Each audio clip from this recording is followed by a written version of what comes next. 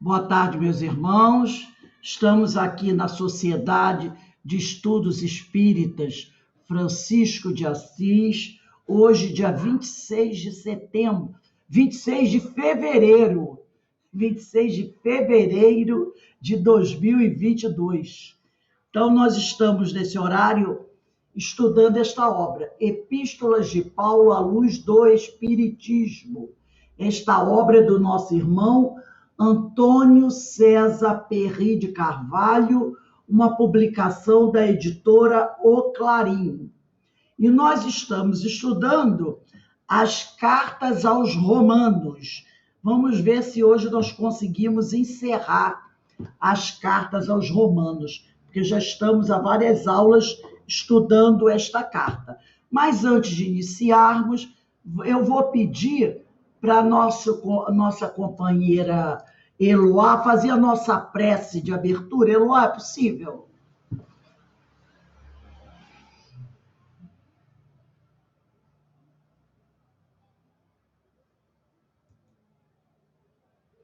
Liga aí seu microfone, por favor.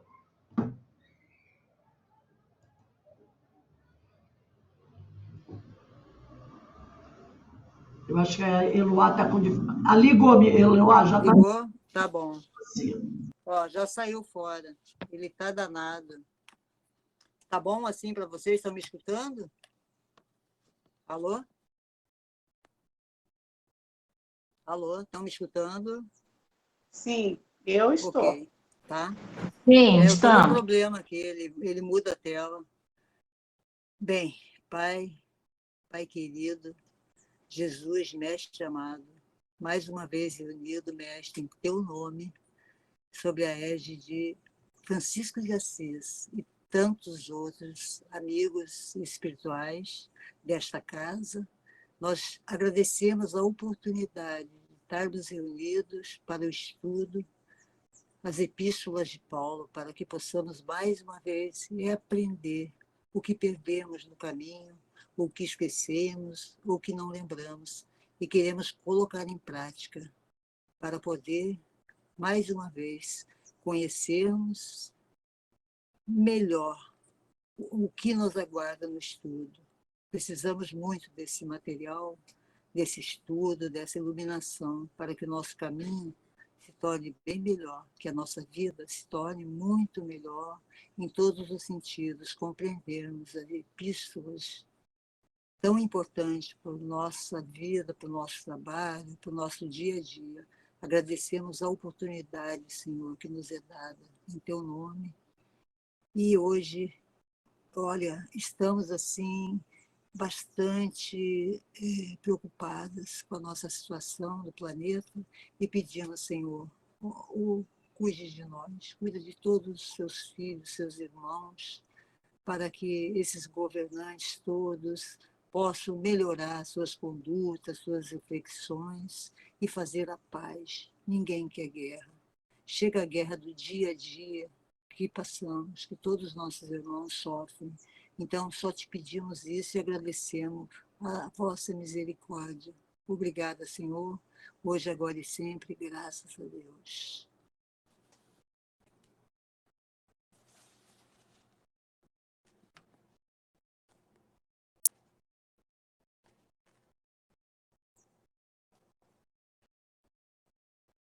Rose, está sem microfone.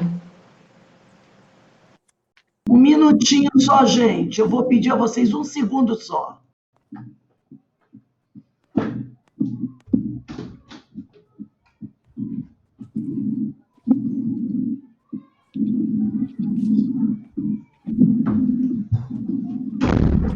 Mais uma vez, ele não fecha e saiu minha tela.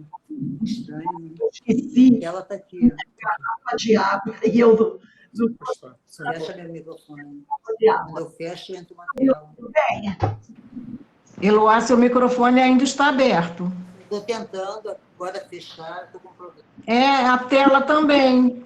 já consegui fechar. Agora o microfone fechou. Fechou?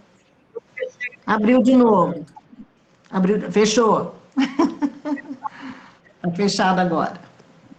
Então, gente, nós vamos iniciar agora o nosso estudo né? Já está tudo resolvido. Acredito que vocês estejam me ouvindo bem. E nós vamos iniciar o nosso estudo com o livro do Antônio César Perry de Carvalho, na página 116. Então, no último parágrafo da página 116, tá bom? Que diz assim: Paulo deixa claro o valor das ações da fé e trata a questão da lei como princípio religioso, diferentemente do legalismo. O que é o legalismo? É o apego a tradições da legislação mosaica, que abafa e controla, apresenta a lei espiritual, preocupado com o homem e seu processo de aperfeiçoamento do rumo do bem. Então, ele deixa claro, Paulo, em toda a sua obra, o valor das ações, o valor da fé, trata a questão da lei como princípio religioso, e não com aquele apego dos judeus, né, às tradições, que abafa e controla. E ele apresenta a lei espiritual, preocupado com o homem e o processo de aperfeiçoamento do homem, processo evolutivo do homem no rumo ao bem. Depois, nós vamos, já na página 117, ver aqui a citação da carta aos Romanos, capítulo 3, versículo 27. Está lá no alto da página 117. Capítulo 3, versículo 27. Que no Evangelho, nessa carta aos Romanos, está escrito assim: onde está logo a jactância? Jactância quer dizer arrogância, vaidade, orgulho. Onde está logo a jactância? É excluída. Então, ele inicia com uma pergunta, da carta aos Romanos, capítulo 3, versículo 27. Onde está logo a jactância? É excluída. Por qual lei? Das obras? Não, mas pela lei da fé. Na carta aos Romanos, capítulo 3, versículo 28, ele diz: concluímos, pois, que o homem é justificado pela fé sem as obras da lei. Então, ele está querendo dizer o seguinte, que o homem é justificado pela fé, mas sem as obras da lei mosaica. Porque pela lei mosaica havia um certo itens de procedimento que as pessoas tinham que realizar para se considerarem salvas ou purificadas. Por exemplo, quando Jesus faz algumas curas, ele diz o seguinte para o indivíduo: vá e apresente-se ao sacerdote para mostrar que você se curou. Aí a pessoa ia até o templo procurar o sacerdote para poder mostrar que ele estava limpo, porque às vezes ele tinha uma doença, Jesus o curou. Ele era cego, tinha que ir lá do templo mostrar que ele estava curado, para que ele pudesse ser aceito novamente da sociedade. Mas não era só uma questão. E no livro, se eu não me engano, no livro de Números, tem esse passo a passo. Não era só chegar no templo e dizer assim para o sacerdote, né? Olha, Jesus me curou, está tudo bem. Não. Normalmente o sacerdote ia prescrever para aquela pessoa uma série de rituais que ela tinha que realizar para provar que ela estava pura. E às vezes esses rituais levavam uma semana, 10 dias. Entendeu? E é isso que ele está falando aqui. Que o homem é justificado pela fé, sem as obras da lei dos homens, da lei de Moisés. Tá? Aí ele diz depois no 3:29, é porventura Deus somente dos judeus? E não é também dos gentios? também dos gentios, certamente. Então, ele fazia essa crítica, tá? Porque para os judeus, o homem tinha que ser justificado pela fé com as obras da lei, mas da lei judaica. Ora, os gentios não seguiam a lei judaica, entendeu? Eles não seguiam. Então, eles não eram considerados justificados. Eles tinham a fé, mas não seguiam aquelas regras. E o Paulo diz aqui que o homem é justificado pela fé, mesmo que ele não siga a lei mosaica. E isso ele estava falando porque ele estava envolvendo os gentios. E está na cara que os judeus não queriam. Entendeu? Porque eles seguiam aquelas regras. Como é que o gentio não vai seguir? E vai estar justificado como eles? De jeito nenhum. Mas aí Paulo, na carta aos Romanos, capítulo 3, versículo 29, diz: é porventura Deus somente dos judeus? Não. Ele também era Deus dos gentios. E aí o Antônio César, o Perry, né, ele vai dizer assim, ou seja, a renovação interior e o trabalho espiritual em favor do próximo não podem ficar relegados em função de valorização de estruturas e organizações. Você não pode dar mais valor às regras, né, das estruturas, das organizações, do que a renovação interior. Que era isso que o judeu fazia. Em primeiro lugar, vinham as regras, né? Vinha toda a estrutura sacerdotal, vinha a valorização da organização religiosa. Em segundo lugar, ficava a renovação interior. Entendeu? Aí a gente para e pensa, o que é mais importante? É o homem se renovar espiritualmente ou as regras sacerdotais de uma religião? Então, para Deus, não interessa se você é de Paulo, é de Pedro, é de João, é de Tiago. Jesus deixa isso bem claro. Não interessa se você é da religião A, B, C, D, F, G, H. Não interessa se você segue se você é católico, eu vou à missa todo domingo, eu comungo de 15 em 15, eu me confesso de 15 em 15 dias, eu comungo todo sábado, todo domingo na missa. Para Deus não interessa se você vai toda semana 2, 3, 4 ou uma vez à casa espírita. Não interessa se você toma um número X de passes. Para Deus isso não interessa. O que Deus interessa é o seguinte: qual é o esforço, meu filho, que você está fazendo por se melhorar? E outra coisa, você ama a Deus sobre todas as coisas e está fazendo aquele esforço para amar o próximo como você se ama? Estou. Então está tudo bem. Isso é o mais importante. Isso é o mais importante. É isso que Paulo está dizendo. Então, não é porque o árabe, o grego, o romano, que eram os gentios, não seguiam aquelas regras judaicas, que eles estavam excluídos.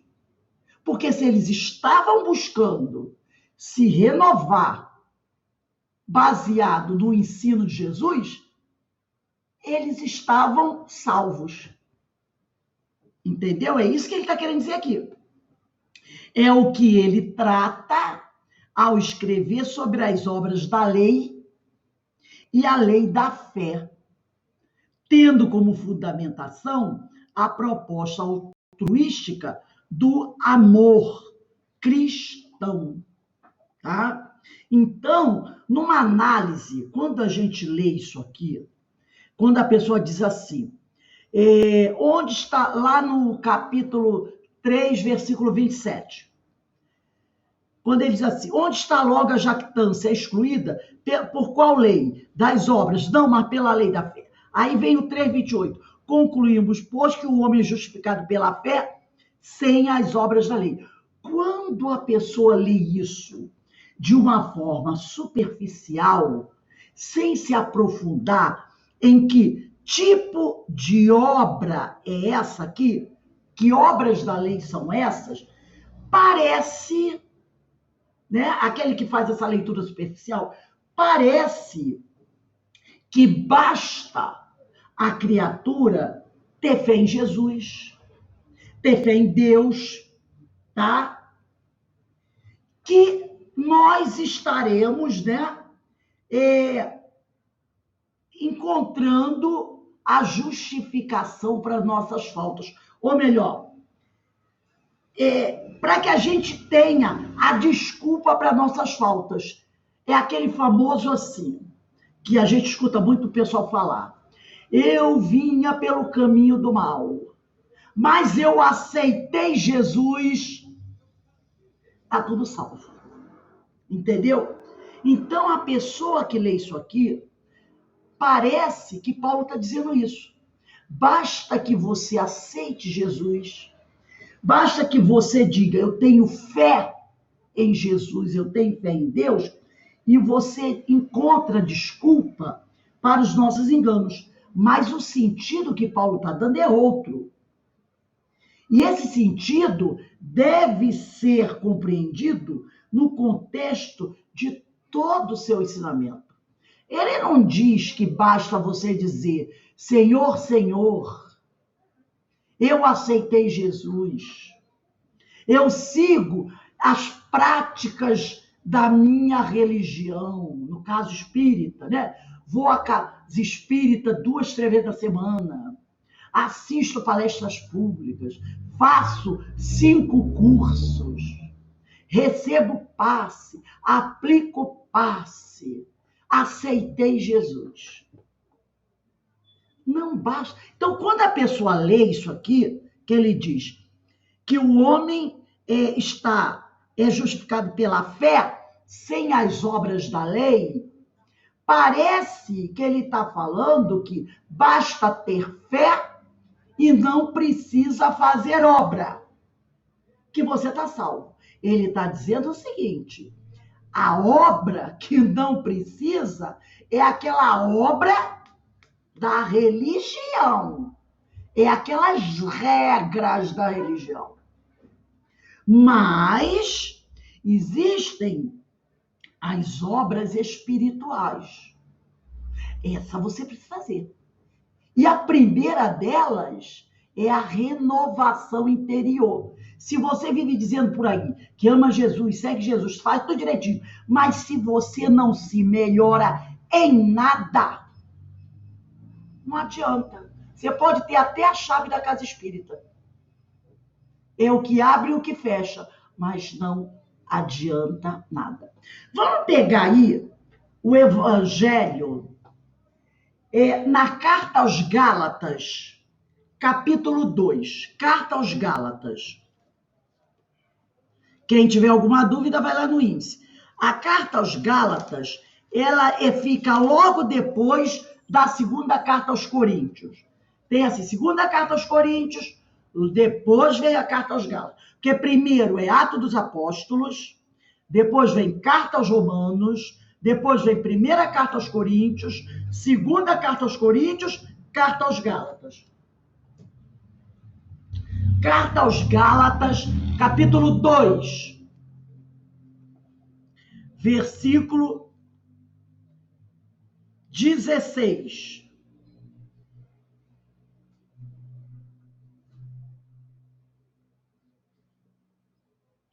Onde ele diz aqui, ó, o Evangelho de Paulo. Eu vou começar até pelo item 15, pelo versículo 15. Ele diz assim: nós somos judeus de nascimento e não pecadores da gentilidade. Sabendo, entretanto, que o homem não se justifica pelas obras da lei. Aqui ele já está totalmente contra o que a prática judaica diz. Porque a prática judaica diz que o homem se justifica se ele cumprir com todos aqueles rituais, que são as obras da lei.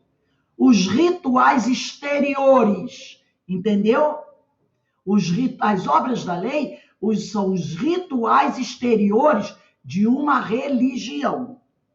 Aí ele diz, mas pela fé em Jesus.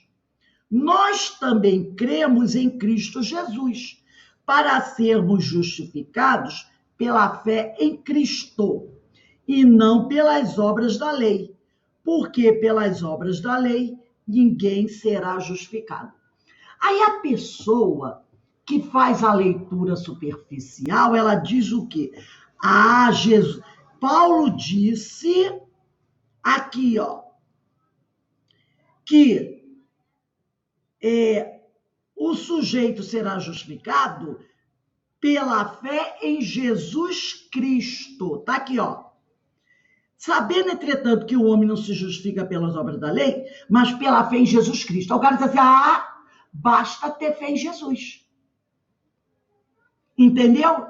Porque ele diz, você não é justificado pelas obras da lei, mas você é justificado pela fé em Jesus. Só que a fé em Jesus não é só dizer, eu tenho fé em Jesus. A fé em Jesus é composta de uma série de coisinhas. Eu tenho fé em Jesus. Tem? Então você faz o que Jesus ensinou. Como é que é? Mas aqui ele diz que basta ter fé em Jesus. Não. Ter fé em Jesus significa que você está fazendo tudo que Jesus ensinou. Entendeu? Então, dentro da frase ter fé em Jesus, tem um tremendo parênteses. Não é só dizer, eu tenho fé em Jesus e está tudo salvo, e estou salvo. Não. Ter fé em Jesus significa, você ama a Deus sobre todas as coisas? Amo. Tá bom. Você ama o próximo como a ti mesmo? Como é que é? Você faz o bem? Você respeita seus semelhantes? Entendeu? Tem um parênteses aí nessa fé em Jesus. E muita gente acha que ter a fé em Jesus é apenas dizer, eu me entreguei para Jesus. Entendeu? Eu sou de Jesus. Só que tem coisas aí dentro desse ter fé em Jesus. É isso que ele está dizendo. Vamos olhar agora na primeira carta aos Coríntios. Volta um pouquinho. Primeira carta aos Coríntios, capítulo 13. Volta para a segunda carta aos Coríntios, é na primeira. Capítulo 13. Todo mundo achou?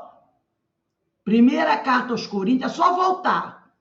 Capítulo 13, versículo 1. Tá assim, ó, capítulo 13, versículo 1 a 3. Todo mundo já achou, né? É só voltar, gente. Primeira carta aos Coríntios, capítulo 13, versículo 1. Aí ele diz aqui, ó. Agora, portanto, permanecem fé, esperança, caridade. Essas três coisas. A maior delas, porém, é a caridade. O que é a caridade? Eu acho que todo mundo já sabe, né? É o amor em ação. É o amor em ação. Então, não basta dizer eu tenho fé em Jesus. Quem tem fé em Jesus tem esperança, né? Tem fé, tem esperança, tem caridade. Mas a mais importante é a caridade. Que a fé é o amor em ação. Agora vamos dar uma olhadinha no versículo 8 desse capítulo 13. Versículo 8, tá lá. O versículo 8, volta um pouquinho, porque você está... Ou melhor, vamos lá para frente. Ah, não, desculpe, eu fiz uma leitura ao contrário. É capítulo 13, versículo 1. Eu fui por último, eu li o último em vez de ler o primeiro. Capítulo 13, versículo 1, diz assim, ó. Ainda que eu falasse línguas, as dos homens e as dos anjos, que eu li o último versículo, era para ler o primeiro. Ainda que eu falasse línguas, a dos homens e a dos anjos, se eu não tivesse a caridade, seria como um bronze que soa ou como um símbolo que tine. Então, ele está mostrando aqui.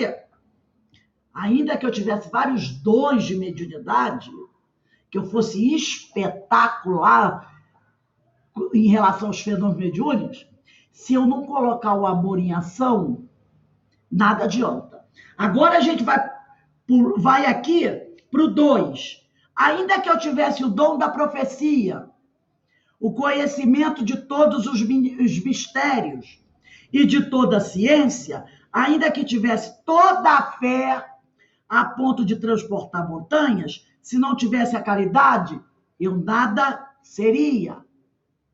Se eu tivesse uma fé espetacular, mas não colocasse o amor em ação, não ia adiantar nada. Vamos para o 3, versículo 3. Ainda que eu distribuísse todos os meus bens aos famintos, ainda que eu entregasse o meu corpo às chamas, se não tivesse a caridade, isso de nada me adiantaria. Aí o pessoal diz assim, nossa, mas ele é muito exigente. É muito exigente. Olha quanta coisa eu estou fazendo. Mas nada disso adianta. Porque são obras da lei. Eu tenho que amar. Vamos para o 8º versículo. A caridade jamais passará. Quanto às profecias, essas desaparecerão. Quanto às línguas, falar em várias línguas, isso vai cessar. Quanto à ciência, um dia também desaparecerá. E aí, nós vamos... E aí ele diz no 9, pois o nosso conhecimento é limitado. Ilimitada é a nossa profecia. Aí a gente vai para o 13 agora. Agora, portanto, permanecem a fé, esperança e caridade. Essas 3 coisas. A maior delas, porém, é a caridade. Então, eu posso fazer todas as obras da lei. Eu posso fazer tudo que a minha religião mandar. Eu posso fazer todos os cursos espíritas da casa. Eu posso participar de reunião mediúnica, dar passe, reunião de radiação, ser palestrante, coordenador, dirigente, presidente. Posso ser tudo da casa.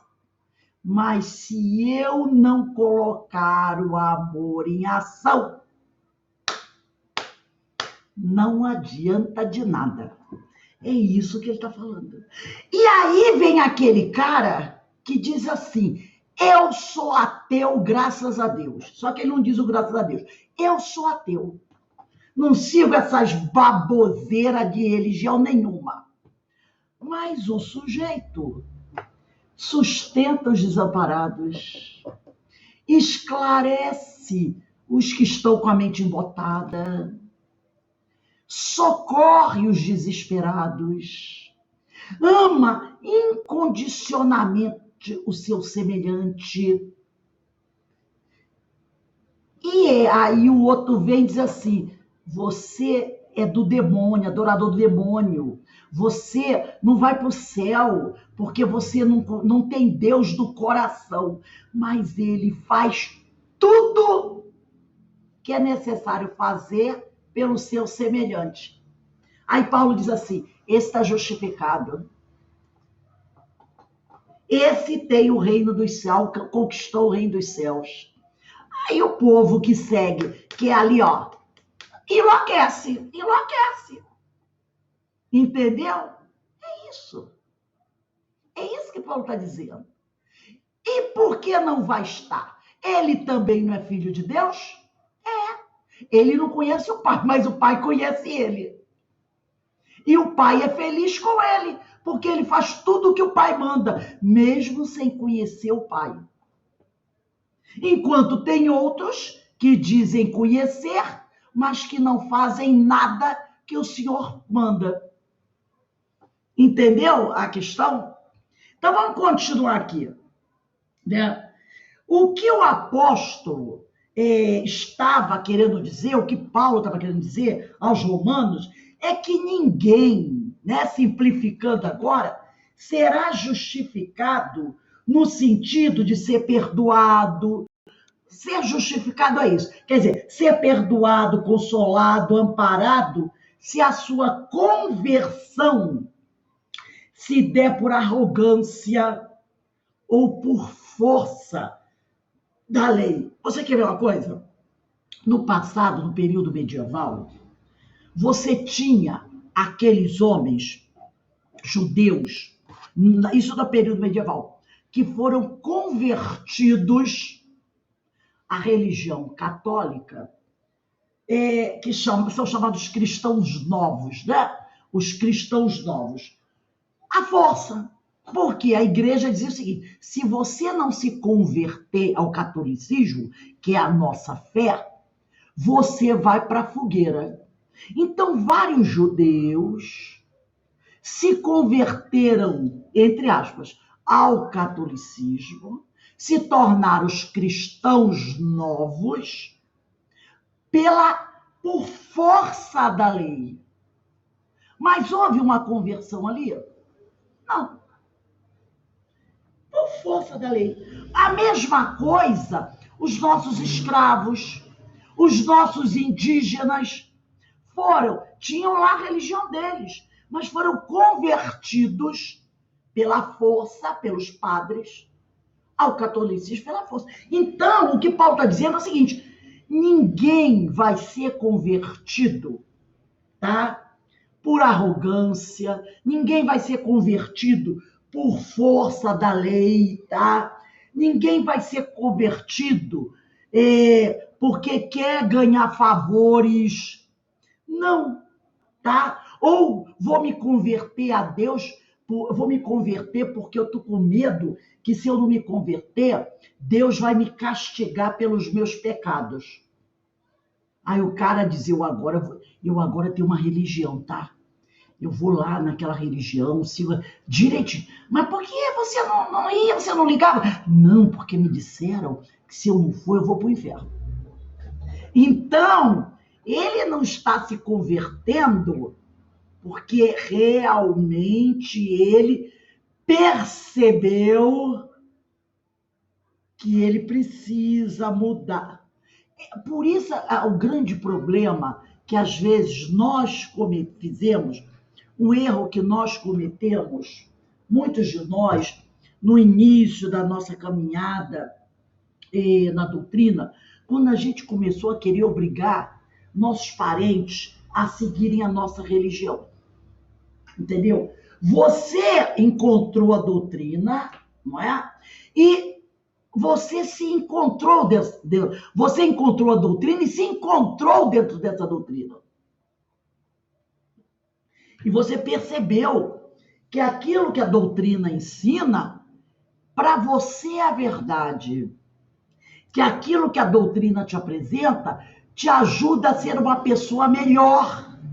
Então você ama essa doutrina e procura seguir o que ela te orienta. E com isso você vê que isso está te fazendo um bem danado, que você se renovou, você se converteu àquele evangelho. Você procura seguir os ensinos de Jesus, porque você sabe que aquilo é bom para você.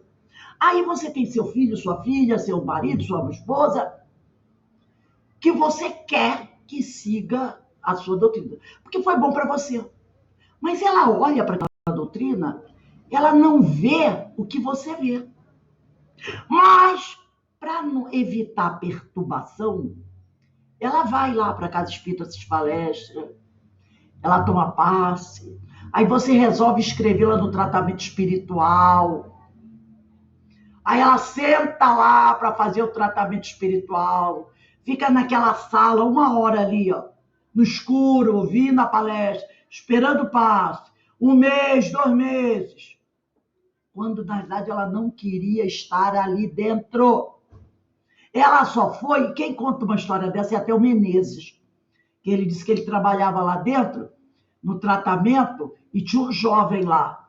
E ele olhava para, toda vez que ele olhava para a cara do jovem, ele estava com aquela cara de enfastiado. Aí um dia o Menezes perguntou para ele: meu filho, você realmente gostaria de estar aqui? Ele não. Então por que você está aqui? Ah, porque minha mãe falou que eu tinha que fazer tratamento espiritual. Ela veio aqui comigo, eu fiz o atendimento fraterno, a moça do atendimento mandou tratamento, eu estou aqui. Mas eu não queria estar aqui, não. Aí o Menezes falou: então você vai embora, se você não quer estar aqui. Aí o rapaz disse que saiu. Entendeu? Nós queremos que ele se converta. Então você quer o quê? Forçar uma coisa. Entendeu? É aquilo que nós falamos. Nenhuma conversão vai se dar por força da lei. Né? Se o indivíduo não quiser, não adianta você forçar. Ele não vai, não é o momento dele. Tem que ser uma coisa realmente onde você quer, você vai buscar aquilo. E não forçar o outro. Vamos voltar aqui para o Perry de Carvalho. Na página 117, ele vai dizer assim: e ainda, é no meio do segundo parágrafo, e ainda o Paulo faz recomendações bem específicas, reiterando a essência dos 10 mandamentos e apontando para a regra áurea dos ensinos do Cristo. Aí está lá, Carta aos Romanos, capítulo 13, versículo 8. A ninguém devais coisa alguma, a não ser o amor com que vos ameis uns aos outros. Porque quem ama aos outros, cumpriu a lei. É amar a Deus sobre todas as coisas e ao próximo como a ti mesmo. É a regra áurea, o mandamento maior. Com efeito, quem segue essa regra áurea, quem ama aos outros, cumpriu a lei. Então, quem realiza isso, não adulterarás, não matarás, não furtarás, não darás falso testemunho, não cobiçarás. E se há algum outro mandamento, tudo nesta palavra se resume: amarás ao teu próximo como a ti mesmo. Então, quem faz tudo isso, quem ama o seu próximo, simplesmente ama a Deus, tá? Então, tudo isso, os 10 mandamentos, se resumem nisso. Amarás ao teu próximo como a ti mesmo. E lá na Carta aos Romanos, capítulo 13, versículo 10, está assim, ó: o amor não faz mal ao próximo. De sorte que o cumprimento da lei é o amor. O cumprimento da lei é o amor. O amor resume tudo isso, tá? O amor resume tudo isso.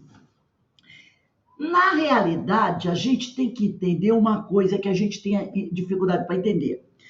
Nós somos todos devedores uns dos outros, tá? Porque nós não somos completos, não é verdade? Ninguém aqui que vive nesse planeta de provas e expiações pode dizer que é completo, é pleno. Então, nós somos devedores uns dos outros. Vê se vocês conseguem me entender. Porque na nossa incompletude, entendeu? Na nossa incompletude, nós precisamos das qualidades do próximo para suprir as nossas deficiências e necessidades. Vocês lembram daquela história de Kardec de ontem? Quando o espírito disse para ele que ele não tinha as qualidades do outro, do seu sucessor, que o sucessor dele tinha o quê? Energia. E era um homem de ação. E que ele não tinha essas qualidades. Entendeu? Mas era preciso unir as qualidades dele, que era de ser um bom organizador, um homem de meditação, um homem de estudo. Mas a doutrina não podia se segurar só com isso. Precisava das qualidades do outro, energia e ação. Então era preciso conjugar as qualidades dos dois. Um organiza e o outro entra em campo. Entendeu? O que entra em campo precisava das qualidades do Kardec, que era para ser um grande organizador, que ele não tinha essas qualidades. O Kardec, para que o trabalho dele tivesse um prolongamento, precisava das qualidades do outro, que ia dar continuidade ao trabalho. Percebeu? Então, por isso que nós somos todos devedores uns dos outros. Porque na nossa incompletude, precisamos das qualidades do próximo para suprir as nossas deficiências e necessidades. Essa é uma dívida que se paga com a gratidão e o amor, uma vez que a tudo nós temos que dar graças e retribuir com bem para cumprimento da lei universal, que se resume no amor ao próximo como a si mesmo.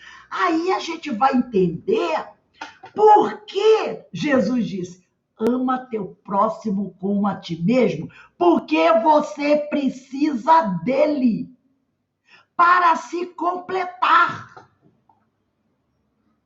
Porque você não pode viver sem o outro. Você precisa do outro, porque você não é completo.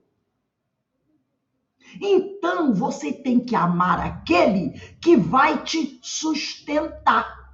E ele vai te amar porque você vai sustentar a ele. É igual o grande comércio internacional. O Brasil tem muito gado, muita carne para vender, mas produz pouco trigo. O outro país tem muito trigo. Então, o que acontece? Eu dou a carne para ele, mando o trigo para mim. Porque nenhum país é autossuficiente economicamente. Sempre tem um produto que ele produz menos, mesmo as maiores potências. Elas até estão tentando se tornar autossuficientes, mas não dá, sabe por quê? Porque tem uma coisa chamada clima. Tipo de solo. Entendeu? Às vezes, em alguns países, o clima é muito rigoroso e certas plantações não se adequam em climas gelados. São plantas que se adequam, vegetação que se adequa melhor num clima mais tropical. Olha a questão da União Soviética, dos países nórdicos. Lá o sol aparece, às vezes, um pouquinho de 6 meses. Tem regiões do planeta que é noite 6 meses. É 6 meses de frio de noite. Então, eles precisam de produto que se dá bem com o calor aí de 40 graus. E nós precisamos de produtos que não dá para plantar aqui. Entendeu? Tem, veja, coisa que não dá aqui. O nosso calor, que é coisa pouca, de 36 a 39, a maioria aí do planeta, tem plantinha que não vai conseguir. Então, é preciso dessa troca de tecnologia, de produtos, não é? Porque nós somos incompletos. Por isso Jesus falou, ama a Deus sobre todas as coisas, mas ao próximo como a ti mesmo, porque tu precisa dele. E ele precisa de você. E se você não amá-lo, ele vai fechar as portas para você. E como é que você vai fazer? Como é que você vai viver sem aquilo? Entendeu? Então, ame. Ame. Que ninguém, porém, deva. Aí outra coisa também. Porque quando a gente fala que nós somos devedores um dos outros, a gente também tem que tomar cuidado com uma coisa. Que ninguém, porém, deva ao outro. Se é para você dever, deva nesse nível de completude, mas não deva a ninguém por causa de aflições, dores e prejuízos que você causou ao outro. Porque você também pode ficar devendo, não pode? Se você faz mal ao outro, você fica devendo para o outro. E dever nesse nível não é recomendável. E como é que eu faço para não dever ao outro nesse nível?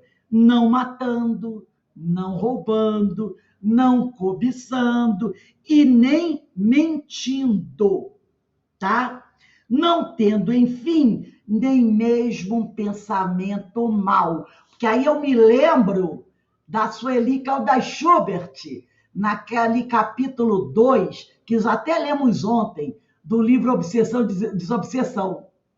Basta que eu libere um pensamento, mesmo por mais oculto que me pareça, esse pensamento ressoa no universo e vai entrar em contato com outros que pensam como eu. Lembra que nós falamos sobre isso? Está no livro Obsessão e Desobsessão. Parece que são influências espirituais, capítulo 2. Então a gente tem que tomar muito cuidado com isso. Porque o mal, ele contraria a lei. Tá? Deixa eu pegar aqui rapidinho, só um minutinho.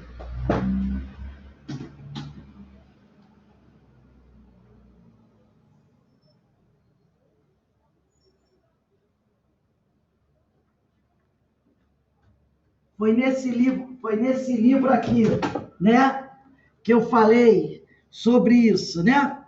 Quando ela diz, é uma simples vibração do nosso ser, há um pensamento emitido, por mais secreto nos pareça, evidenciamos de imediato a faixa vibratória em que nos situamos, que terá pronta repercussão naqueles que estão na mesma frequência vibracional.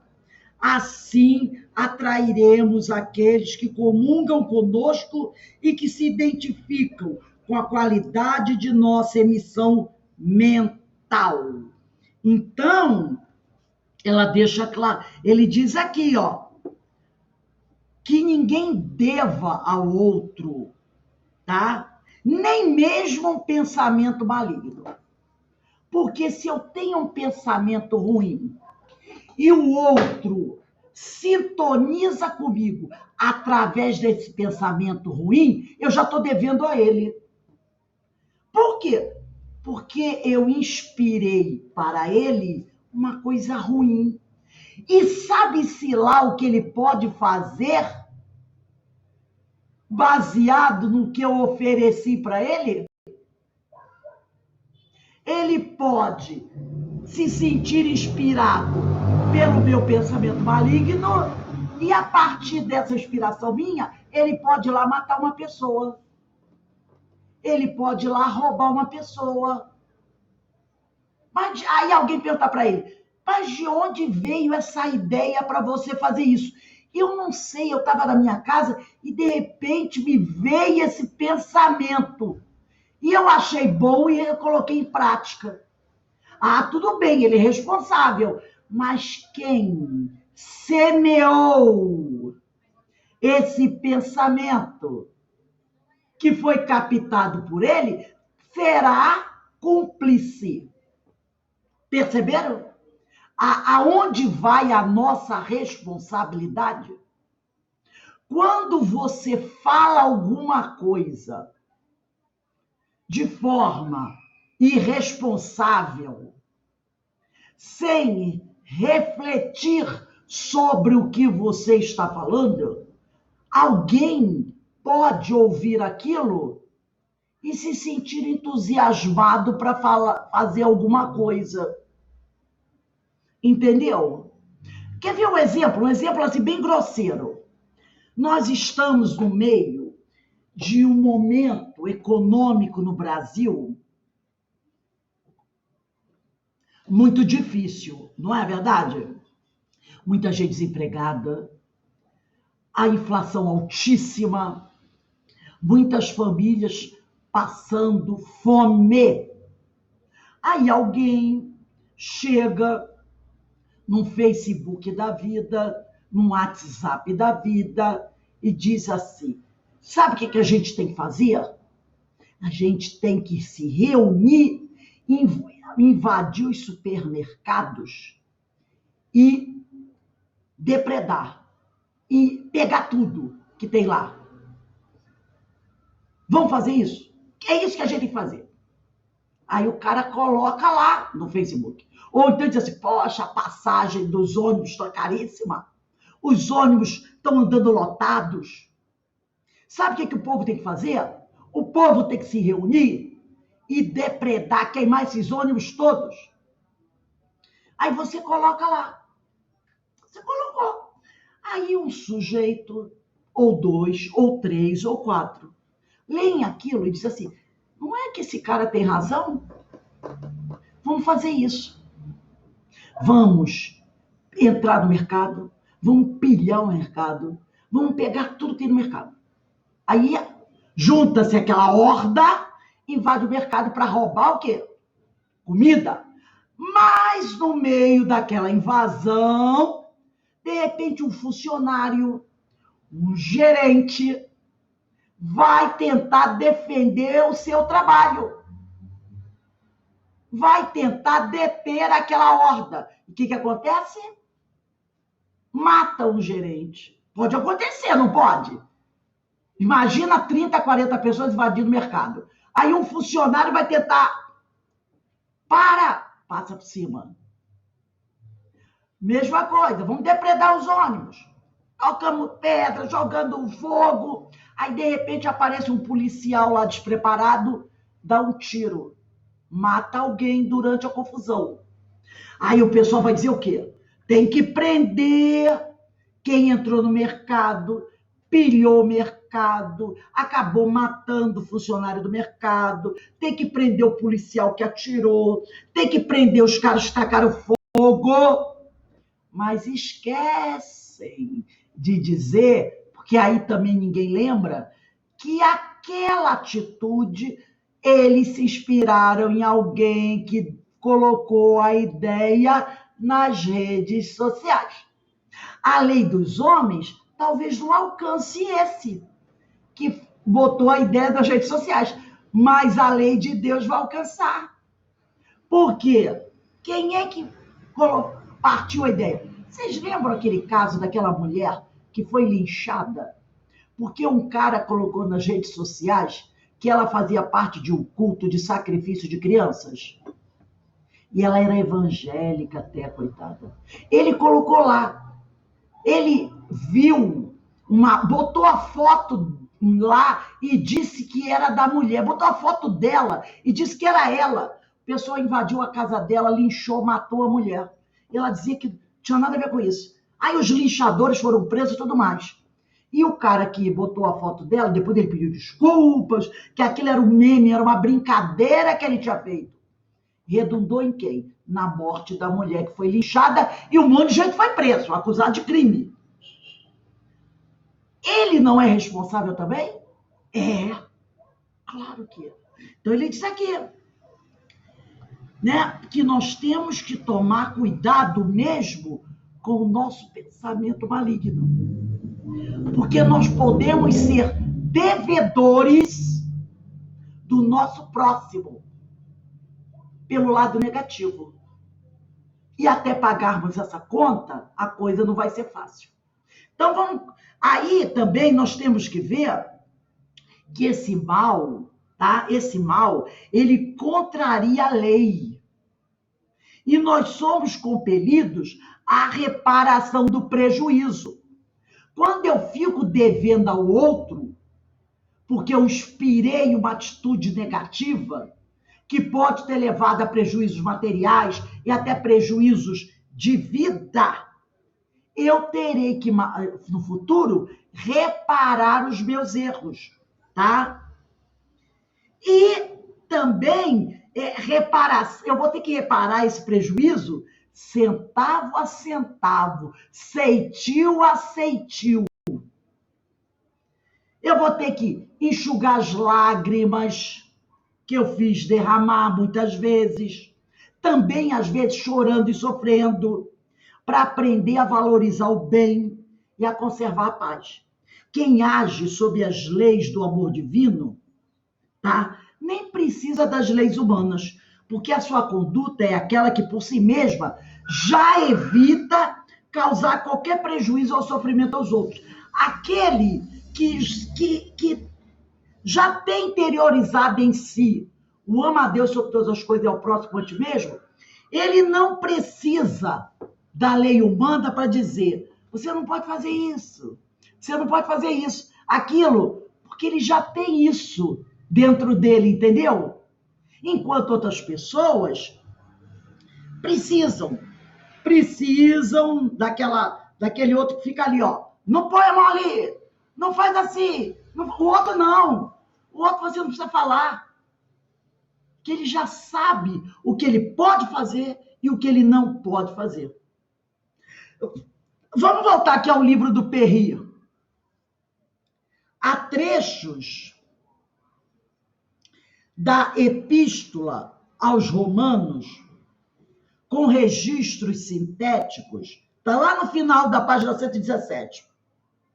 Há trechos da epístola aos Romanos com registros sintéticos e magistrais, extremamente válidos para todas as épocas e contextos. Então, isso tudo que a gente está falando aqui, que estava referente à carta aos Romanos, capítulo 3, versículo 27, capítulo 13, versículo 8, isso não está restrito só àquele povo que vivia da época de Jesus, não. Isso serve, o que a gente falou aqui, para os dias atuais, para a nossa conduta hoje no meio da sociedade, dentro do nosso lar. Nesse versículo do capítulo 13, versículo 10, onde Paulo diz, o amor não faz mal ao próximo, de sorte que o cumprimento da lei é o amor, surgem aqui duas ênfases da pregação de Paulo, a paz e a ação altruísta. Gente, olha só, ele está falando aqui sobre a paz. O que a gente está vivendo hoje? Plena 26 de fevereiro de 2022. Uma tremenda guerra. Uma tremenda guerra, onde crianças já perderam a vida. Então, o que o Paulo está dizendo aqui, o amor não faz mal ao próximo, de sorte que o cumprimento da lei e o amor é atualíssimo. E Emmanuel, ele vai discorrer também sobre esse tema. Eu queria que vocês pegassem o livro Cartas de Paulo. Nesse não vai ter Caminho, Verdade e Vida, Pão Nosso, nada disso. É direto aqui, tá? Cartas de Paulo, página 101, 101.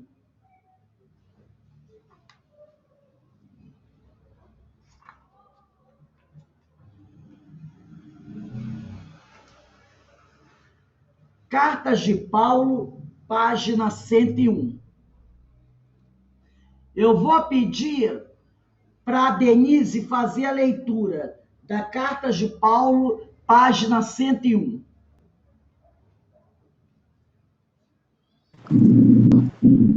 A caridade é a plenitude da lei. Não, a Denise embaixo está 101. Doações. Doações. Ah, tá, você está lendo em cima. Eu olhei para o... Milhares de dádivas transitam na Terra diariamente. Vemos aquelas que se constituem do dinheiro generoso que alimenta as boas obras. As que se definem por glórias da arte, enriquecendo a mente popular. As que se erigem sobre os louros da palavra, traçando caminhos para encontro fraternal entre as criaturas e aquelas outras, inumeráveis, que consubstanciam a amizade de quem as oferece ou recolhe. Todas elas, demonstrações de bondade humana, são abençoadas na vida superior.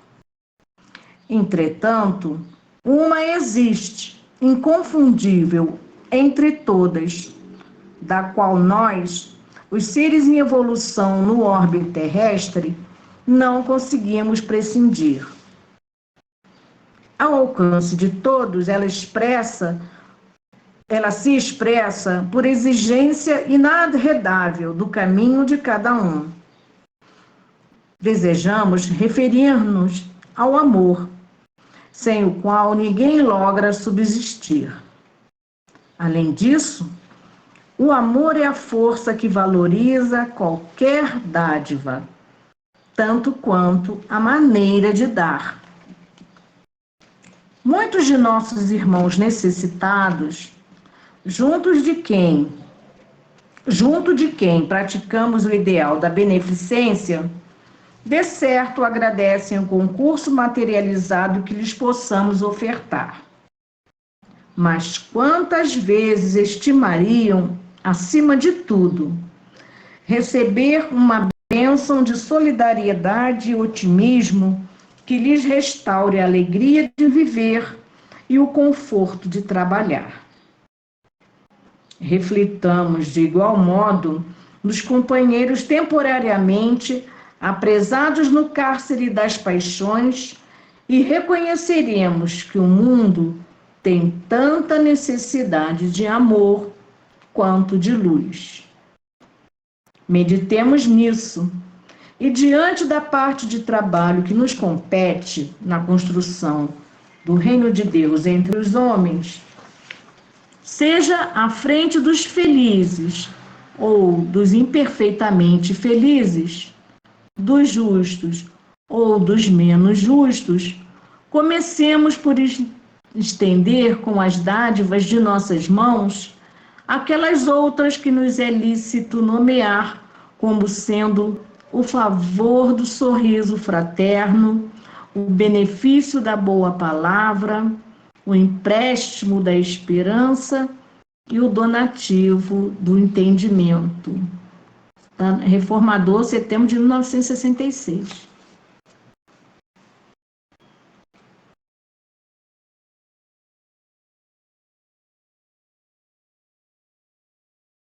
Percebam que ele está falando da prática da caridade, né? do dar o material, mas ele fala também do que é mais importante, do abraço, do sorriso, do senta aqui, me conta, como é que você está passando? Entendeu? De enxugar a lágrima, dessa solidariedade. Porque às vezes o companheiro, ele precisa do arroz, ele precisa do feijão, mas ele precisa sentir o carinho do outro, o calor humano, porque senão fica aquela coisa maquinal. Por isso também que nas casas espíritas, isso o CEOI faz muito bem, é claro, quando tinha o Domingo de Luz, não adianta você chamar, você faz, né, uma linda cesta básica, você prepara um lindo enxoval, aí a pessoa chega lá, você entrega, vai com Deus. Não. Se você está preparando alguma coisa para entregar àqueles amigos ali, antes de entregar, reúne aqueles companheiros ali, sentados ali no semicírculo, né? Pega o evangelho, lê uma passagem, comenta, trazendo aquilo para o dia a dia. Minha amiga, você está passando algum problema pessoal? Você gostaria de falar aqui conosco? Porque às vezes aquela criatura não tem ninguém para falar, não tem ninguém para trocar, entendeu? Então ali você fala, é você pegar o tema do evangelho que você está levando para aquelas pessoas, mas não é para ficar falando no tempo de Jesus. É para trazer para a atualidade. De forma que a pessoa, ao estar sentada ali, você pega ela, já começa assim, às vezes, vai começar esse negócio de rezando, de religião, sei lá, ela lá pensando. Aí você abre o evangelho, toca no tema, e em vez de você ficar preso lá no passado, você pega aquele tema e linka com o momento atual. Aí a pessoa, eu estou passando por esse problema aí. Aí ela fala, aí a outra vem e fala, a outra vai, eu também, nossa lá, olha só. E aí começam a colocar para fora. E aí você aproveita aquela oportunidade para dar um ensinamento, dar uma orientação, dar um esclarecimento, dar um consolo, entendeu? Porque muitas vezes aquela criatura não tem em casa, na loucura de que ela está vivendo, na dificuldade, ela não tem tempo para parar, para refletir, para conversar, para trocar. Aí você bate aquele papo, ela encontra reciprocidade, ela encontra ali aquela, sabe, empatia, entendeu? Como ele diz aqui, ó, comecemos por estender com as dádivas de nossas mãos aquelas outras que nos é lícito nomear como sendo o favor do sorriso. Vem cá, minha irmã, senta aqui comigo. Vamos conversar aqui. O benefício da boa palavra, o empréstimo da esperança, o evangelho. Você seleciona um trecho do evangelho que vai trabalhar a questão do consolo, da esperança. Aquela companheira vai falar das coisas dela. Você não vai criticar o comportamento dela. Você vai buscar entender, mas deixar uma semente. Entendeu? Então, não é entregar. Toma, leva. Não, vamos bater um papo aqui, uns 30 minutos. Eu quero te conhecer. Saber quais são as suas dores. E aí aquela criatura vai levar para casa o bem material que ela recebeu, mas vai levar também um bem espiritual com ela. É a verdadeira caridade.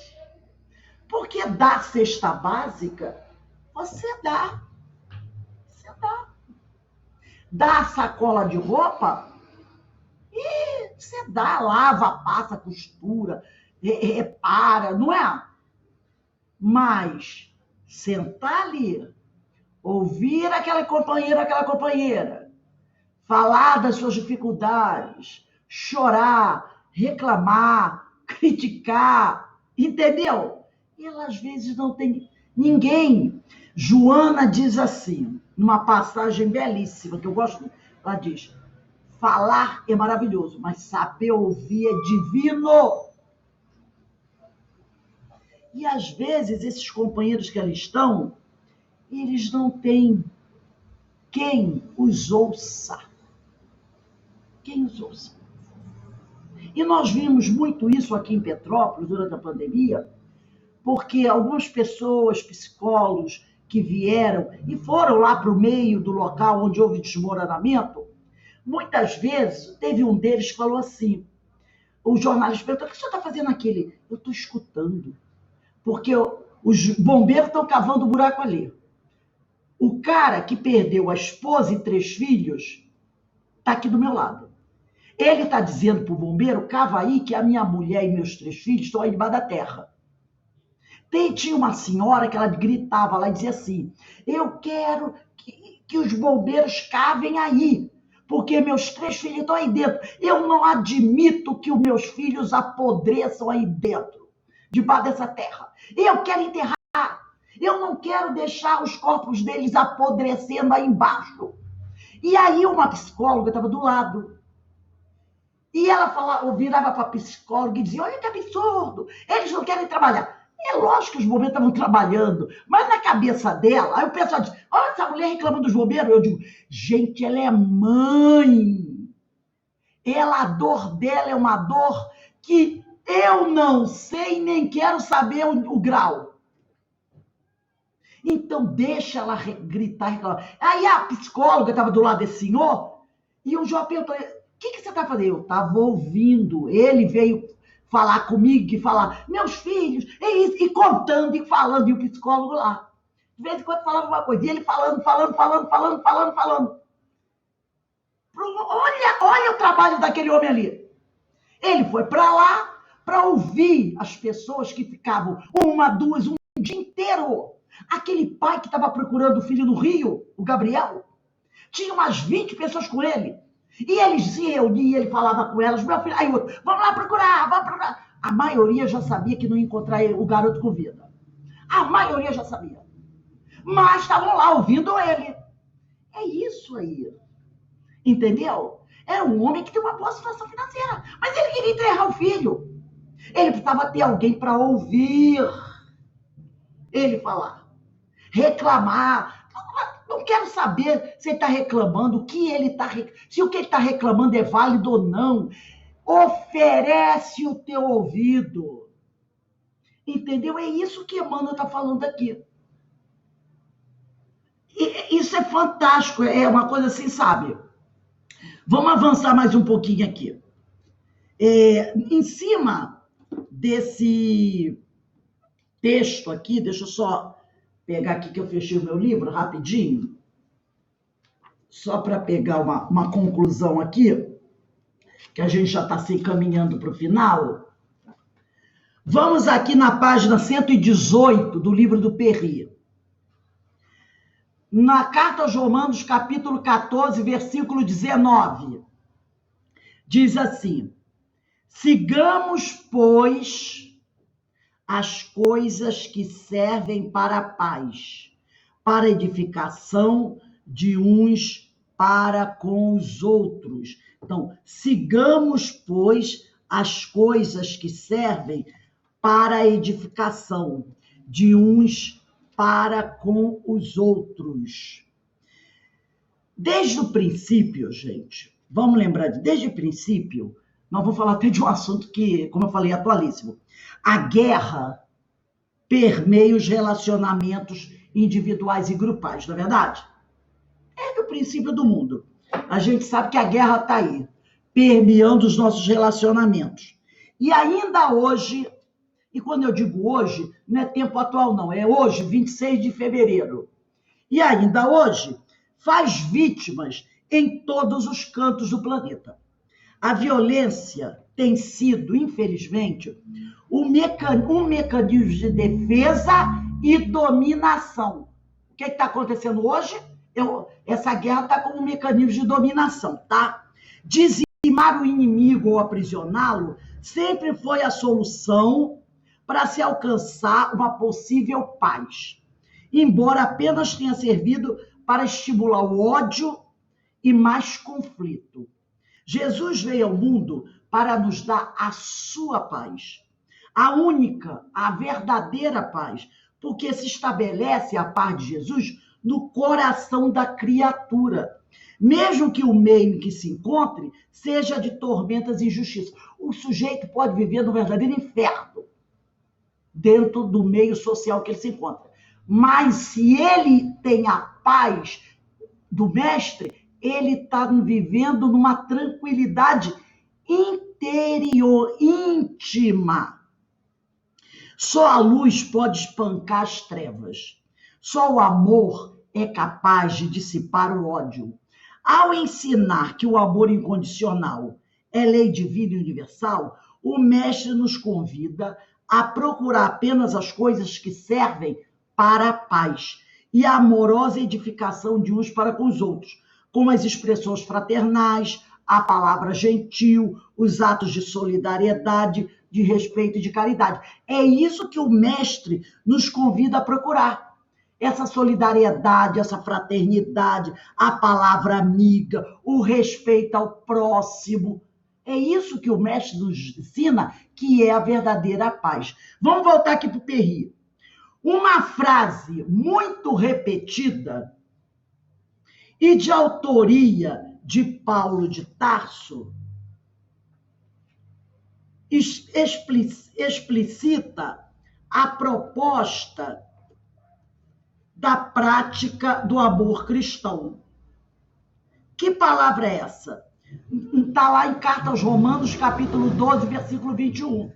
Não te deixes vencer do mal, mas vence o mal com o bem. O Paulo dizia isso. Não te deixes vencer do mal, tá? Mas vence o mal com o bem.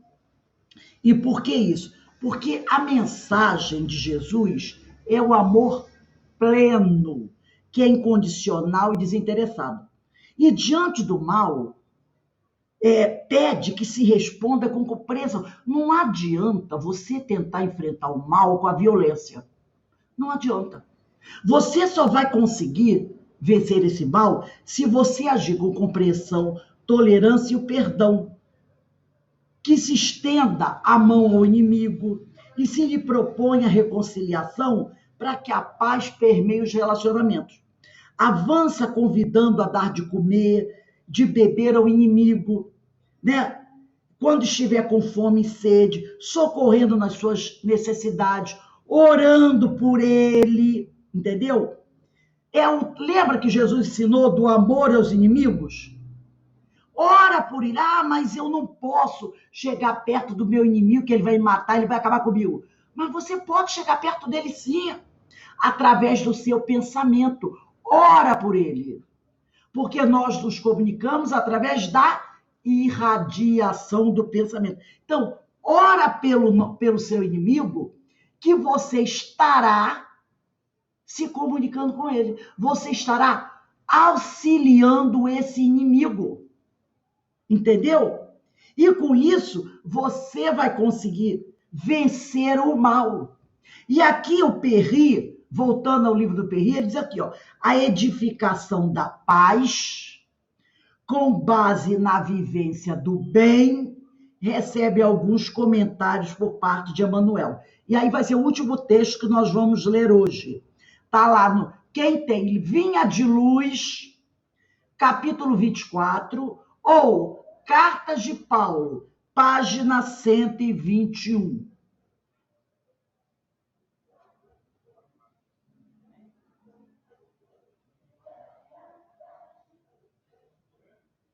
Então lá, Vinha de Luz, capítulo 24, ou Cartas de Paulo, página 121. Eu vou pedir para a Eloá. Eloá, dá para você ler para a gente?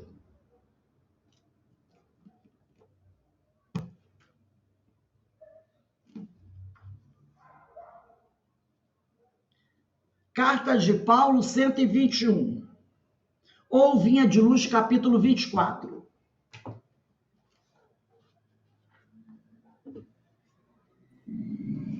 Oi, tá me escutando? Estamos escutando, sim. Pode ler. Posso ler? Lê devagar, Procuremos, para a gente pegar. procuremos, portanto, que favorece a paz e a mútua edificação no reino interior. Não podemos esperar, por enquanto, que o Evangelho de Jesus obtenha vitória imediata no espírito dos povos. A influência dele é manifesta no mundo em todas as coletividades. Entretanto, referimos-nos às massas humanas. Somos compelidos a verificar que toda transformação é vaga e difícil. Não acontece o mesmo, porém, nas esferas particular do discípulo. Cada espírito possui o seu reino de sentimentos e raciocínios, ações e reações, possibilidades, tendências, pensamentos e criações. Nesse plano, o ensino evangélico pode exteriorizar-se em obras imediatas. Bastará que o aprendiz se afeiçoe ao mestre. Enquanto o trabalhador espia a questão do mundo externo, o serviço estará perturbado. De igual maneira, se o discípulo não atende às diretrizes que servem à paz, edificante no lugar onde permanece, e se não aproveita os recursos em mãos para concretizar a verdadeira fraternidade, seu reino interno estará dividido e atormentado sob a tormenta forte. Não nos entreguemos, portanto, ao desequilíbrio de forças em homenagem ao mal, causados pelos comentários alusivos à deficiência de muitos dos nossos irmãos, cujo barco ainda não aportou à praia do justo entendimento. O caminho é infinito e o Pai vela por todos. Auxiliemos e edificamos. Fiéis discípulos do Senhor, aproveita a oportunidade na construção do bem. Semeando paz, colherás harmonia. Santificando as horas com Cristo, jamais conhecerá o desamparo. Então a gente vê, olha essa recomendação de Emmanuel, né? Uma recomendação belíssima, porque às vezes as pessoas pensam que tem que fazer coisas extraordinárias. Olha o que está escrito aqui nesse capítulo 12, versículo 21 da Carta aos Romanos. Não te deixes vencer do mal, mas vence o mal com o bem. Porque às vezes o cara fica assim, ó, eu vou batalhar contra o mal e eu vou vencer o mal. Aí vai entrar e, ó, o duelo. Ele diz, não faz isso. Vence o mal com o bem. Não se preocupe. E ele deixa bem aqui, olha só. O Emmanuel diz assim, ó, enquanto o trabalhador espia questões do mundo externo, o serviço estará perturbado. De igual maneira, se o discípulo não atende às diretrizes que servem à paz edificante, no lugar onde ele permanece. Qual é a tua seara de trabalho? É aonde você está. É aonde você está. Aí ele diz aqui, e se não aproveita os recursos em mão, o que você tem no momento ao seu alcance para fazer o bem? Use isso daí. Não fica assim, se eu tivesse aquilo. Não, use os recursos que você tem em mãos para concretizar a verdadeira fraternidade. Seu reino interno estará dividido e atormentado sob a tormenta forte. Não nos entreguemos, portanto, ao desequilíbrio de forças em homenagem ao mal, causados pelos comentários alusivos à deficiência de muitos de nossos irmãos, cujo barco ainda não aportou à praia do justo entendimento. Então, o que eu vou ter que fazer? Eu oro para aqueles companheiros que eu sei que estão com barco à deriva, podendo ir bater nos arrecifes e se arrebentar, eu oro por eles. Agora, eu utilizo os recursos que eu tenho para a prática do bem. E aonde? Aonde eu me encontro. Aonde eu me encontro. Então, ele mostra como é que a gente pode alcançar essa paz, essa tranquilidade, e como é que a gente pode estar em harmonia com o universo de uma maneira muito simples, muito clara, sem confusão. É que a gente, às vezes, tem o costume de complicar as coisas. A gente acha que precisa de muita coisa para fazer o bem. Se a gente entrar, analisar aqui o seguinte, o que é que eu posso fazer? Ah, você pode fazer isso. Então faça isso muito bem feito. Aí o outro vai dizer assim, ah, mas é pouco. Não, não é pouco. Não é pouco. É o que você pode fazer. Essa semana, ontem, né? Eu e Denise sentamos lá e fizemos o nosso planejamento do nosso departamento de promoção social. E colocamos isso bem claro. O que é que nós estamos podendo fazer? Então, nós vamos fazer. Não importa se o outro vier dizer que é pouco, que é isso, que é aquilo. Não importa. E aonde eu posso fazer? Ah, eu posso fazer aqui. Então, eu vou fazer aqui. E é uma coisa tão simples que às vezes a gente pensa, meu Deus do céu, como a gente complica as coisas, não é? Como a gente complica as coisas. Mas o Paulo vem mostrando que é simples. É simples. Então, Emmanuel foi magistral nesse texto. Para de ficar esticando o olhar para longe. Olha aqui perto, que você já vai resolver as suas questões. Alguém gostaria de falar alguma coisa?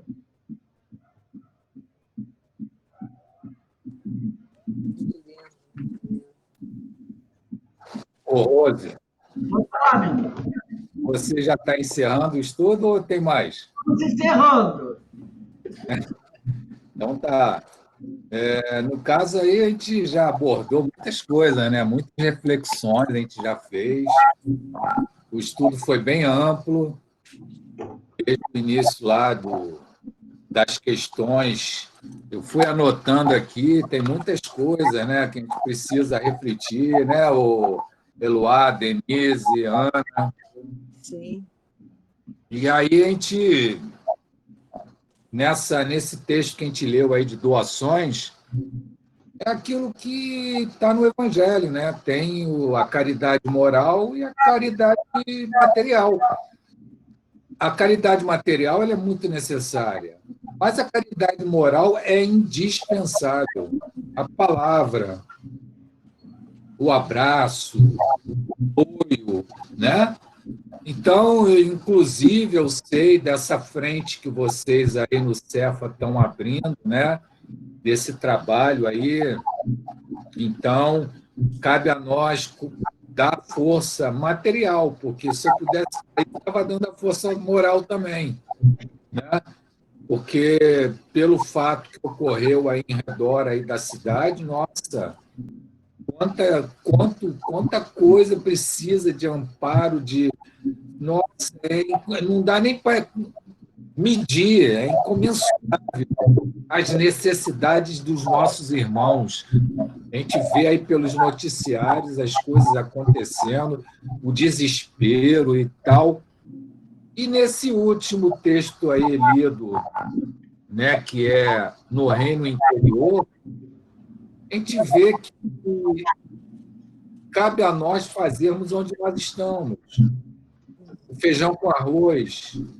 Então, eu me peguei refletindo sobre isso, e às vezes, em função da minha dificuldade, né, de locomoção, às vezes eu podia estar fazendo, mas se eu fizer bem feito dentro de casa, eu estou fazendo a minha parte, o meu quinhão.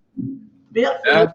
Aí, mais cedo, eu me peguei acessando a internet e buscando o assunto Ucrânia. Depois refleti, eu falei, gente, espera aí, eu estou procurando um assunto, estou entrando num vespeiro que não é o meu papel, me aprofundar em Ucrânia. Ucrânia, a gente já sabe o que está acontecendo, porque eu já comecei a ter um sentimento contrário ao líder russo, eu já querendo procurar as sanções que vão ter. Aí eu falei, gente, isso, eu estou sendo negativo. Aí eu falei, mas vale uma prece, um ponto de luz que contribua com o que está acontecendo do que eu procurar por saber da guerra, quantos morreram, quantas sanções, se vão atingir a Rússia ou não vai. Não importa. Então, o É o nosso irmão também, né? ato, né, que é o nosso reino interior, está aí nessas coisas. Né? E aí, no início, me chamou a atenção também do que Paulo nos traz, que ele faz a questão dos hebraus, dos judeus seguirem a lei, mas a verdadeira lei é a lei da caridade, a lei do amor, né? Aquilo que precisa ser vivenciado verdadeiramente. E a gente traz para o mundo de hoje, a gente vê tanta deturpação. Eu sou fiel a Jesus, e acabou. Parece que isso é o suficiente. Parece que isso aí bastou. Tire a primeira pedra. Quem não tiver, né? Quem não tiver Dos bons costumes. Aí parece que eu cumprindo com os bons costumes, eu estou sendo um bom cristão. E às vezes você está sendo cumpridor de um costume dito certo pela sociedade, sendo criativo, tendo amor no coração, afetividade, fraternidade. Então, isso tudo é uma reflexão que pode fazer no estudo de hoje. Foi bem amplo, muita coisa foi colocada. Eu tenho certeza que cada um de nós vai levar boas reflexões para o resto do dia para os outros monte de tempo. É uma coisa, nós não devemos ser alienados, mas posso fazer em relação aos companheiros que estão lá na Ucrânia? Só orar por eles. Exatamente. Que estão sendo vitimados pela guerra e orar pelos senhores da guerra. Porque os senhores da guerra são os que estão patrocinando, precisam até de mais oração do que aquele que está morrendo vítima das balas que estão caindo, das bombas que estão caindo alto. A gente sabe disso. Quem está morrendo precisa de oração, sim. Mas quem está jogando a bomba precisa de muito mais oração. Muito mais. Então, verdade. Isso é difícil do povo aceitar e entender. A gente sabe disso, né? A gente vai falar isso, o pessoal joga até pedra na gente. Mas é a verdade. Quem é a maior sofredor ali, o maior infeliz ali, vamos dizer assim, é quem está jogando a bomba. Porque depois vai ter que comparar isso ceitil por ceitil. Exatamente. Agora, o que eu posso fazer por eles? Só oração. Agora, aqui perto, o que eu posso fazer? De repente eu tenho um vizinho que está ali doente e que eu podia ir lá bater um papo com ele. Sentar do lado da cama dele, bater um papo. Eu podia pegar meu telefone aqui e conversar com uma amiga que eu sei que está passando por um momento difícil. Entendeu? Eu posso, de repente, dar uma ideia para um companheiro, fazer isso, fazer aquilo. E, às vezes, a pessoa fica lá preocupada com o lado da Ucrânia e esquece que tem um morrendo aqui do lado. Pois é. Precisa de uma palavra. É isso que Horror. Porque, por exemplo, eu, quando houve a questão aí de Petrópolis, a gente ficou abalado, né? E a gente pensou logo em vocês. Poxa, caramba, por que eles estão? Aí eu liguei mandei uma mensagem para o WhatsApp para o Menezes. Vocês, como é que estão? A Regina ligou para a Rose para saber. Aí, tranquilo. Mas aí, o Menezes falou, a gente está aqui com uma senhora, uma chefe de família que perdeu tudo com 5 filhos. Aí eu falei, esse é o momento de você dar o apoio moral e o apoio... Porque imagina a situação. Aí depois Rose pediu, relatou, que tinham 2 pessoas, né, 2 senhoras, que eram amparadas pela casa, deu até o nome, e que elas tinham perdido tudo, perdido a casa. Imagina a situação. Igual a elas 2, tem milhares. Exatamente. E a gente faz, Alberto, aquilo que a gente pode. A gente não pode dar muito. Mas o que você pode fazer? Faça o que é possível para você e fique de consciência tranquilo. Não tem aquela coisa, eu queria fazer mais, mas não posso. Estou até correndo. Eu gostei muito disso que você falou. O que você muito lindo isso. Se você só pode dar um saquinho de Não sofra, né? dê um saquinho de fubá. Se você pode dar cesta básica grandona, dê grandona. Mas não fique com Do remorso. sofrimento, do sofrimento. Eu só pude levar uma caixinha de maisena. Isso aí. Sua caixinha de maisena e fique tranquilo. Olha, eu gosto essa parte, é difícil você escutar, né? Que tranquiliza o coração da gente, saber Eu só que um pouco é muito. real. Né? O seu real. Ah, o outro deu 400. Tá, tudo bem. Entendeu? Não fique agoniado por achar que você só pode dar pouco. Aí eu não posso dar nada, mas eu posso dar a minha solidariedade, a minha. Dê a sua solidariedade. Tá valendo. E é o importante, é isso. É que haja amor, como nós falamos hoje, muitas vezes. Amor na sua atitude. Esse é o importante. Que tenha amor nas suas atitudes. Para não ficar aquela coisa só, burocrática. Tá precisando de quanto? Pouco com Deus é muito, né? Muito Pouco bom, com Deus. muito bom. Ouvir isso é maravilhoso, porque a gente fica com culpa às vezes, né? Ai, quero isso e não pode, né? É como aquele episódio do óbolo da viúva, né? Pois é, o barulhinho, né? É o que ela tinha, ela deu tudo que ela tinha. Pois é. Era pouquinho, mas era um valor imenso, né? Olha o amor em ação, né? Em ação. Evangelho, Paulo, nessa carta aos Romanos, nesses versículos que a gente vem estudando hoje, ele vem dizendo. E então, por isso que o Perry também diz, traz o ensino para hoje, para o momento atual, que você vai ver como ele é importante e como ele cai como uma luva. Bom, então nós vamos encerrar aqui o nosso estudo de hoje. Eu vou pedir para a nossa companheira Ana Constantino fazer a nossa prece de agradecimento. Aninha, vai sair para a gente, por favor? Tá bom. Se você quiser falar ainda alguma coisa, pode falar, tá? Não, eu tinha falado.